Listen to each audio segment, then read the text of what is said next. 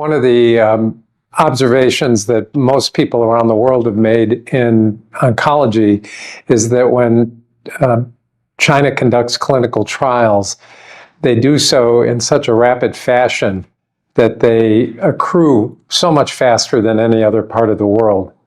And that's one of the major strengths that I think China brings to the table, just in terms of being able to execute clinical trials. And then, in the last 5 years or so, it's been striking how many new drugs have been developed within the classes that, I'm interested in the breast cancer area, whether it's immunotherapy, whether it's anti-hormonal therapy, whether it's targeted therapy, or even antibody-drug conjugates. The innovation that companies have demonstrated in China is pretty remarkable. So if you put those two things together, new drugs and an ability to do clinical trials rapidly, it's really a formula in my mind for success. It's very important to access to innovation, because innovation is the future. And China has the capacity to conduct a clinical trial very rapidly and to access to innovation very rapidly than the other countries in the world, in Europe too, because it's more complicated now to include patients in a clinical trial, because you have some administrative reason and will be one of the more difficulty, and to access to the drug. Some pharmaceutical company in China have the capacity to produce drug very rapidly and very innovative.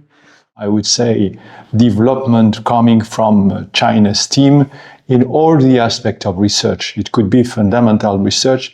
It could be also in clinical research. And if we take the example of clinical research, you have a large cohort of patients, probably the most broader, I would say, cohort of patients in the world.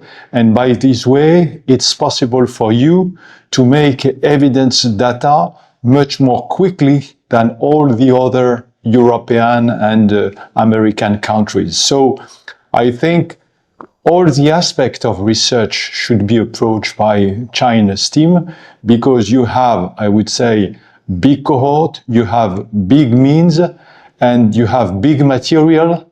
I would like to thank a lot the investigator and the investors from China, because in this meeting, the first country for submission of abstract was China. Number one was China, number two were United States. We know perfectly that there is an emerging driving force in Asia, specifically in China. 70% of all ADC under development are coming from China.